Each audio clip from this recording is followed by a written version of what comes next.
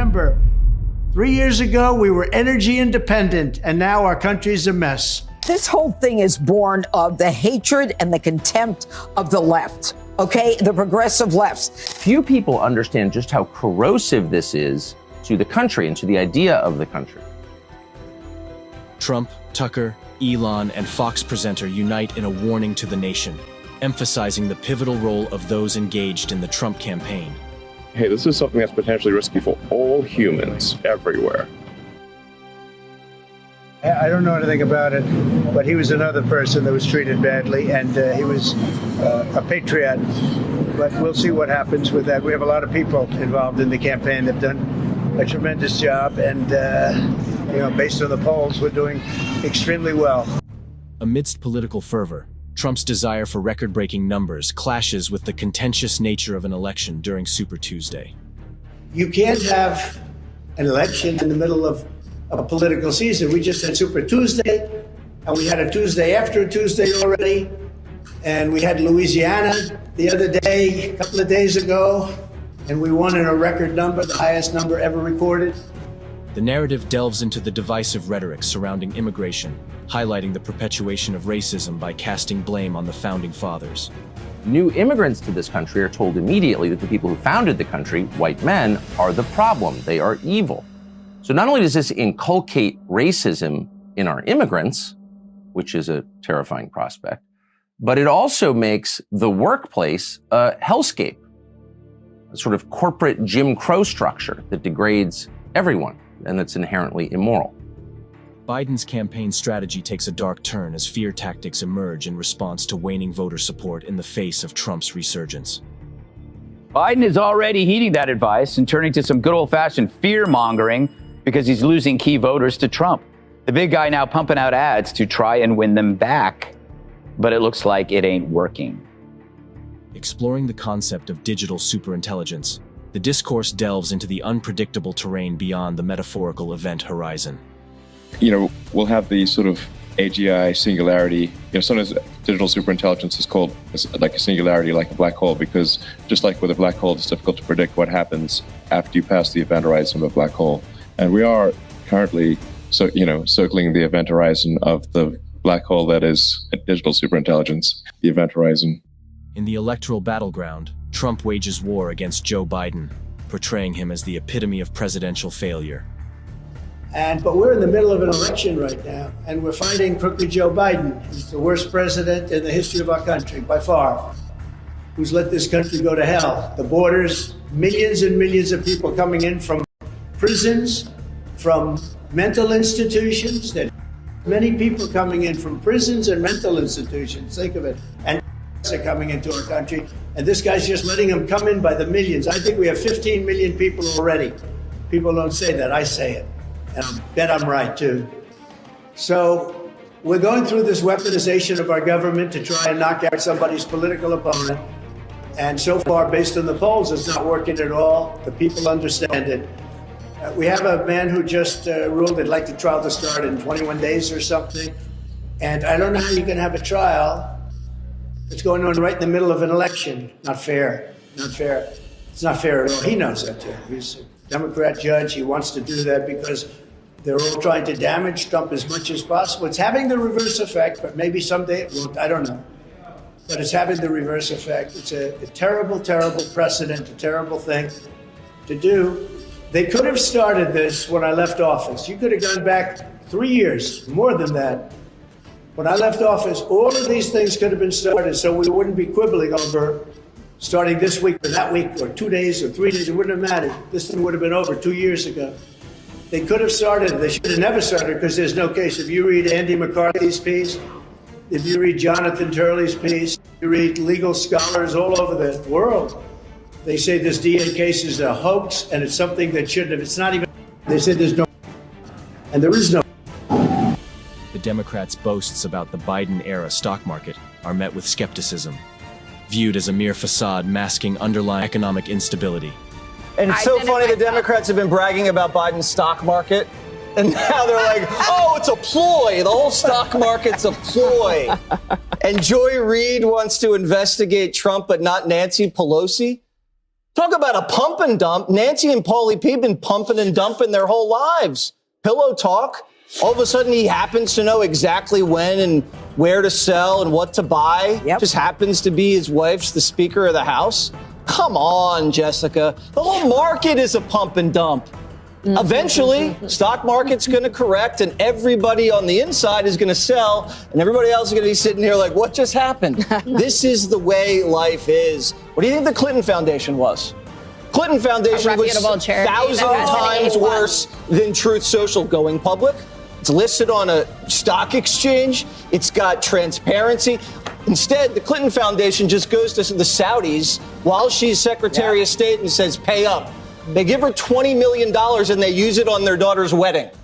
Trump's alarm over surging gasoline prices reverberates, echoing concerns about economic volatility reminiscent of bygone eras. So there it goes again. The price of gasoline is skyrocketing, and just like the old days under Biden, and came down a little bit, but it's going up and it's going up big. It's nearing $4 a gallon in many states and much more than that in some.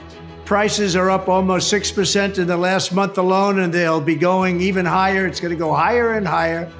The price of gasoline affects everyone and everything. American families are paying for it not only at the pump, but also in the cost of your groceries, your package deliveries, and virtually everything you have and everything you buy. Joe Biden actually wants high gas prices because they help with his ridiculous policy of abolishing gasoline-powered engines and forcing everyone into expensive all-electric cars that don't go very far, as you know, and they take a long time to charge up.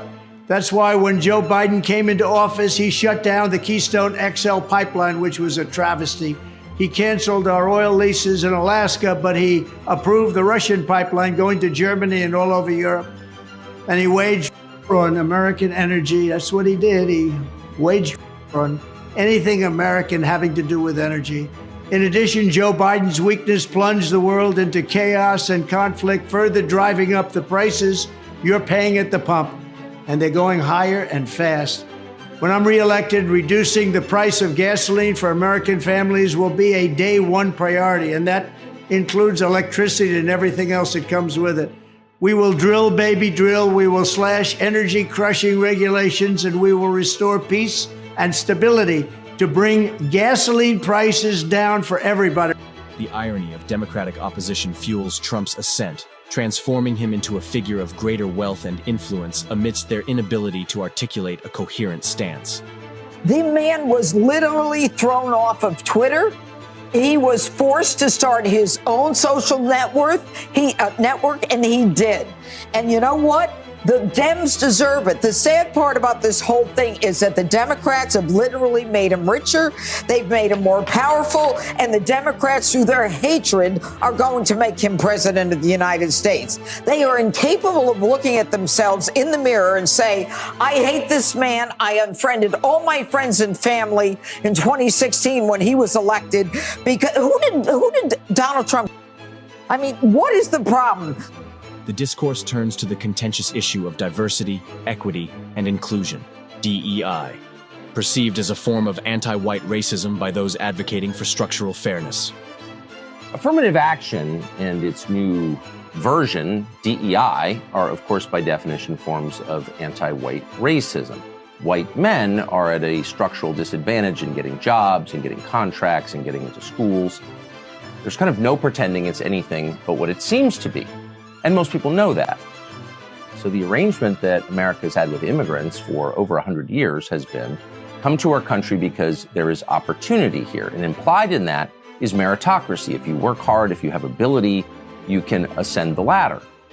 But affirmative action and now DEI invert that arrangement. The issue, I think, with the ADL is not a question of hate speech, obviously. It's that the ADL and a lot of other organizations have become activist organizations which are acting far beyond their stated mandate or their original mandate. And I think far beyond what donors to those organizations think they are doing. You don't have to look far in the United States for moral outrages also on video. There's not a city in this country, not just the big cities, but cities of 10,000 people. I was in one yesterday, that doesn't have some constellation of addicted young people living outside. We call them the homeless. They're addicts. And they're addicted to that were imported across an open border, allowed by the Biden administration. And they're more than 100,000 a year. What does the majority of the country have in common with one another? Because look, if the arc of the last century's American history is super, super interesting. So you have this massive influx of immigration, the Ellis Island generation, late 18th, or 19th, early 20th century. And it's both good and bad. We only remember the good, but there was a lot of social volatility, like a lot. Like the mayor of Chicago got in his house. There was on Wall Street, like the Wobblies, the anarchists, like the foot soldiers that were immigrants, working class European immigrants. And part of the problem was there was just a lot of immigrants, and I mean, Sacco and Vanzetti, who the clerk in, was it Brockton, Mass? Anyway, it was in Mass outside Boston. They had been in the country for just a few years, and they immediately got sucked into radical politics. Well, why was that? Well, because they weren't kind of bought in or rooted in or hadn't been fully assimilated into American society. So then you have the First World War, and we basically shut down immigration, and we have this period of settling where, like, all Americans, let's think through our civic religion, what ties us together, and then that leads into October of 29, and you do have this national crisis that lasts for more than a decade, and we didn't blow up. And we had a successful, the CCC, we had these big programs, which I'll say this as a conservative, kind of worked in keeping people fed and focused, and gave them purpose, kept the country from collapsing during the Great Depression. I think the key point was really that it's important for us. It's important for us to have a referee, just as you have a referee in a sports game or all sports games, and that the games are better for it to ensure that the players obey the rules, play fairly. I think it is important for similar reasons to have a regulator, which you can think of as a referee, to ensure that companies take actions that are safe and in the interest of the general public. Did you tell them that AI is a double-edged sword? Yes. And what did you mean by that? Can you explain that? Well, the metaphor? Yeah, I mean, well, if you have a sword with two sides, one side can get you, even though you're trying to get something with the other side. Right. When you're telling the senators that, though, that's how it works. What do you want them to take away? I think it's more important to make sure your hilt is also, you have a hilt, not a sharp thing. Yeah. Fair enough. What do you think how do you think they took the message that you brought to them? Well, I think it was very civilized discussion, actually, among some of the smartest people in the world. So I thought Senator Schumer did a great service to humanity here, along with the support of the rest of the Senate. And I think I think something good will come of this. I think this meeting may go down in history as being very important for the future of civilization. Do you think some legislation is going to come out of this? Probably. I'm not sure what the time frame of that is, but yeah. The legislative process is not a swift one. Yeah, that's true. But I think things will go in the right direction generally. Senator Schumer, or Leader Schumer, did ask everyone to raise their hands in the room to see if they were in favor of AI regulation, and I believe almost everyone did. They have to close the borders. Our country is being overridden. This is an invasion. Our country is being invaded by people nobody even knows who they are, where they come from. Millions of people, I predict 15 million people within a short period of time, probably have 15 million people already. That's bigger than most states. And these people come from the wrong places. They're coming from very bad places. There's no checks, there's no balances. It's a disgrace. What's happening to our country is a disgrace. We have to close the border. Let people come in, but they have to come in legally. We had the best economy ever just a short while ago, and we're going to have that again. We're going to have people come into our country, but they're going to come in legally, and we're going to get your energy costs down by numbers that nobody would have said even possible. We have some sections of this country that are paying the highest numbers in the history of our country and among the most expensive energy anywhere in the world, and yet we have more liquid gold, I call it, under our feet than any other nation. Just 3 years ago, we were energy independent, and now we're going around begging for energy. So we're not going to have that anymore. We're going to have a strong country. We're going to have a respected country. We have to win an election, and we should win it by a lot, because there's never been anybody worse at doing that job than Joe Biden. So we're not going to take time to celebrate. We'll celebrate in 8 months when the election is over. November 5th, I believe, will go down as the most important day in the history of our country. So start thinking about it. Start thinking about your vote, because this vote is going to be the most important vote you've ever cast. And again, for this evening and for last week and for all the weeks before, for the tremendous success we've had in this primary, I want to thank everybody. But much more importantly, we have to get to work to beat Joe Biden, the worst administration, the worst president in the history of our country. We're witnessing an era of political thuggery. Evil forces spending billions of dollars to destroy one man while they ignore you. We need to stop whining, stop complaining. We know what the hell we're up against. It's not news. It's a fact. Our president and a group of fascists are ruining our country, leaving America in terrible shape. What will it take to turn things around? They're coming in from all over the world into our country. And we have a president and a group of fascists that don't want to do anything about it, because they could right now, today. He could stop it. But he's not. They're destroying our country. Our country is in very bad shape. And they're very much against me saying these things. With the American government set to raise taxes 4 times, it's increasingly likely that China will end up building all our cars. They want to raise your taxes by 4 times. They want to stop you from having cars with their ridiculous mandates that make it impossible for you to get a car or afford a car, but make it very possible for China to build all of our cars. It's a very serious problem that we have.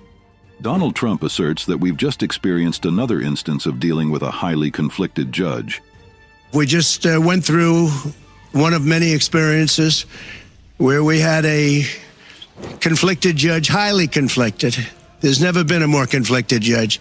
Now, I'm under a gag order, which nobody's ever been under. No presidential candidate's ever been under a gag order before. Trump claims he was under a harsh gag order, yet he still leads Biden by a significant margin. I'm under a gag order, nasty gag order, where I've had to pay thousands of dollars in penalties and fines and was threatened with jail. Think of it, I'm the leading candidate. I'm leading Biden by a lot, and I'm leading the Republicans to the point where that's over.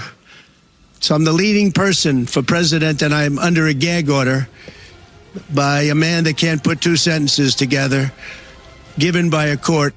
Trump is forbidden from discussing the conflicted judge, under threat of imprisonment if he does, while he asserts that the trial is unfair. How can justice prevail under such conditions, and what does this mean for our legal system? And they are in total conjunction with the White House and the DOJ, just so you understand. This is all done by Biden and his people. And maybe his people more importantly. I don't know if Biden knows too much about it, because I don't know if he knows about anything. But he's nevertheless the president, so we have to use his name. And this is done by Washington, and nobody's ever seen anything like it. So we have a judge who's highly conflicted. You know what the confliction is. Nobody wants to write about it, and I'm not allowed to talk about it. If I do, he said, I get put in jail. So we'll play that game a little bit longer. We won't talk about it, but you're allowed to talk about it. I hope you do, because there's never been anybody so conflicted as this. As far as the trial itself, it was very unfair.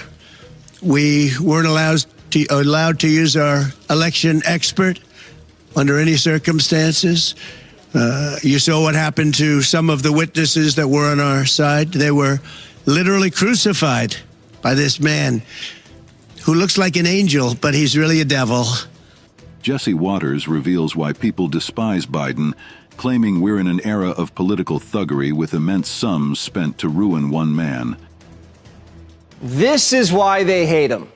Biden is a lifelong politician, ran for president 3 times. The last time, he didn't run to help the country. He ran to stop Trump. After he won, he didn't help the country, did he? because he had already accomplished what he'd set out to do, his lifelong goal of being president. Unlike them, Donald Trump didn't need politics. He had everything he wanted: money, family, real estate, celebrity status. He chose politics to fight for something bigger than himself, for a country crippled by corrupt, lying fools, and to make that country great again. He ridiculed them, and that's the one thing you can't do in Washington. Republican or Democrat, Washington has to pretend it's virtuous. Trump dared to tell the truth. Their policies were stupid. They were hurting Americans. They were stupid. They were ugly, inside and out. And he was more successful than all of them. Washington's status is built on prestige. And suddenly the rest of the country caught on. Maybe these politicians, journalists, and experts were just pathetic pretenders. And the country started ridiculing them too. But more importantly, started asking them questions. Washington couldn't have people mocking them and being curious as to why their policies weren't working and why they were all allowed to insider trade and lie about it. So Washington did the one thing Washington's good at: protect themselves by destroying someone else. Impeachments, raids, arrests, and now convictions. But Trump wasn't a third world dictator that they could just remove in a bloodless coup. We're witnessing an era of political thuggery. Hundreds of millions of dollars in fines, censorship, corporate sabotage, evil forces spending billions of dollars to destroy one man while they ignore you. No Republican presidential nominee could get a fair trial in Manhattan, not with a Soros-funded DA, not with a former Biden prosecutor, and not with a judge who not only donated to the Biden campaign, but to a group called Stop Republicans. And the judge did just that. The American government revels in their own agenda, which does nothing to benefit the average citizen. This is to be predicted. These people are hacks. The fair definition of a hack is finding joy in somebody's bad luck, even if what brought them bad luck was wrong. It's like you should a true person, a true Democrat, and I've seen other Democrats say this, that as much as they hate Trump, this was wrong. They're saying they don't care it's wrong. They hate Trump. The key is not to fall into this trap. And as a viewer or anybody, you got to channel your anger and frustration into productive work. Turn it into energy. Don't waste your time looking at that stuff. You know, you lose a battle, figure out how to win the. And you can only do that if you're focused, good health, strong frame of mind. And it pays to note, none of these cranks and hacks were celebrating about something that directly benefits the average American. They weren't celebrating because they got rid of no cash bail or reduced inflation or fixed a porous border. They were rejoicing over their own mental state. Those other bad things will continue because those bad things don't matter to them. It's their derangement that gets priority. It's no different when they put their mental suffering over Trump's mean tweets ahead of a country that had low inflation and no. But voters are different. They need to have practical stuff. They're paying the prices. They're the victims of. They don't care. They don't have to like Trump. They just want a leader that will solve these problems. You're seeing people with indulging a luxury belief. Their hatred of Trump is all that matters. Kimmel, he doesn't care about. He's got tons of security. The View, you know what? They can afford large meals, as we can see. Biden's party isn't just aiming to take down Trump. Their goal is to dismantle American civilization. Bad things will continue because to them, they don't matter. Is this the future we want for our nation? Well, there's nothing like dramatic events to put your life in focus. So what's next for Trump or the Republican Party? Or more important, what's next for you? Anger and frustration are only negatives if you don't channel it into constructive energy. Focus toward having a good day, because a good day is the beginning to a good life. Because their real goal isn't just about taking down Trump, it's taking down you. And only you can take down you. So don't. And you start by having a good day. You can do that and still be pissed, but you can even have a better day if you have a clear mind and turn all that piss into power. One of the aims of the Trump trials is to push everything else that matters off your screen. Suddenly, immigration and inflation fade into the ether. The things that matter to your family become background noise. While the left crows about 34 convictions, you're wondering why it costs $34 to buy milk, bread, and eggs. Fact is, the left isn't celebrating because inflation stopped rising or the border got fixed. Bad things will continue to happen because to them, those bad things don't matter. Keep your eye on that. But most of all, keep an eye on yourself and your family, your friends, because we're entering the third act of a very important movie. And like any movie where it looks like the good guys are in trouble, the protagonists don't give in, retreat, or run off to a bar. They stand up and fight. And the fight begins with you. You are the protagonist in this movie, and only you can triumph. The challenge is there for a reason, and the reason is to test you, to see what you're made of. In some cases, you might not like what you find, but you must. Did you know that you could be generating 10 grand a month or more by simply teaching other people what you already know? Persevere. So ask yourself, what are you made of? Strong stuff or even stronger stuff than you can imagine? Why not find out together? Instead of whining about how long it will take, we need to seek emergency appeals immediately and give the Supreme Court a chance to fix it. We have too many lawyers who are risk averse, too many lawyers who will whine and complain. I have spent 40 years sitting down with people who put on legal brass knuckles and take these on in court. I'm at the appellate and Supreme Court level. That's where my focus has been my entire career. So what they need to do now, in my view, is to go up the appellate chain in New York. We need to stop whining about how long that's going to take. Seek any emergency, immediate appeal that you possibly can. That's one lane. And the other lane is to try like hell to get to the Supreme Court. People say, well, they're not going to take it. You know what? If George Patton was said, I don't think I can get to the Battle of the Bulge in time, we would have lost World War II. I am sick and tired of these legal defeatists. We need to stop whining, stop complaining. We know what the hell we're up against. It's not news. It's a fact. We got to fight these people with our smarts. We have to take some risks. We need to push the edge of the envelope. I don't mean in a way that kooks do it. We need to look at Bush versus Gore. Why did the Supreme Court take that case from the Florida Supreme Court?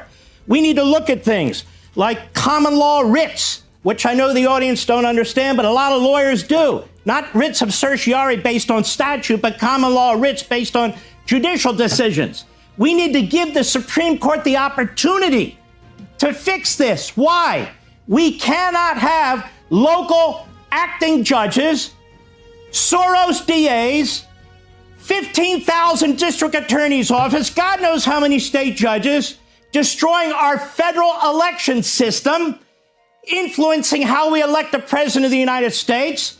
And if we have a pathway to bring it to the Supreme Court, even though it's rarely used, and by God, we use it, we use every legal quiver that we possibly can muster, rather than sitting around and saying, well, it'll take 3 months. Fine, follow that. Preserve the state appellate system. And as for this idea that I have a faith in the system, what is a judge? He's flesh and blood. He's a person. He's a lawyer who happens to have a robe.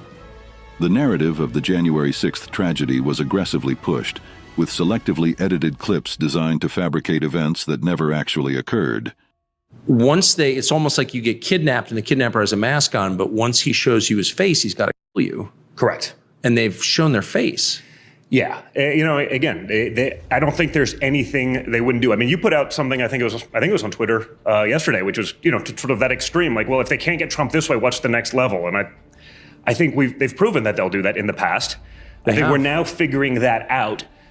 We understand it. I think the system's probably been broken for, much longer than any of us would care to admit. And for me, I saw it firsthand. I think at least 61 years it's been broken since they killed the president in an election year. Exactly. And for me, even when we started this process, I'd say it's safe to say I was probably the number 2 target of Russia. And I was like, well, there must be something to it. I know I didn't obviously collude with Russia, but maybe I took a selfie with an agent once because I took 10,000 selfies a day, right? So but even like knowing that I was a target, I was like, I still believed. I get it. Because I wanted to, right? I wanted to believe get it. America's the greatest place in the world, and you can do it. And I'm like, it's the FBI. And again, there's some door kickers that I'm still like, hey, they're home team. I get it. They're doing. Eventually, those guys are going to have to speak up, though, right? We're long past I gave the door kickers a pass for far too long, which is like, hey, they can't go against the leadership, but like, when you're watching this kind of politicization of justice, when you're watching this sort of lopsided level, when they're, they spend more time, kicking down the doors of an Amish farmer selling unpasteurized milk than actually going after people committing terror because, they're trans or, whatever it is that they are, you really lose that ability to get that pass that I really wanted them to give. But I wanted to believe that everything I grew up believing was accurate, and it's all, it's just all. So we have to fix that. That's why we fight now, to actually make it so. But you saw this on January 6th too. I mean, I know that Joe Scarborough and the rest of the liars presented those people as like insurrectionists and dangerous. They were actually the most pure-hearted and 100%. The most naive about they were literally walking with pocket constitutions saying, no, you can't do this. They believed in the system much more than the people who put them in prison who don't believe in it at all. Without question. And you saw that. I mean, the narrative was pushed so much. The clips that they used were designed to create something that didn't actually happen. I mean, it's so sick. I always say, it was the first unarmed insurrection in the history of insurrections. I mean, it's never happened before, but arguably, I'd say probably the most heavily armed populace if they wanted to have been, right? Of course. But of course it wasn't an insurrection. It didn't matter. And they just wanted to run out the clock. Like they could hardly believe this was happening. And I think you're describing the same thing. Like you really believed it in our institutions and our norms and democracy.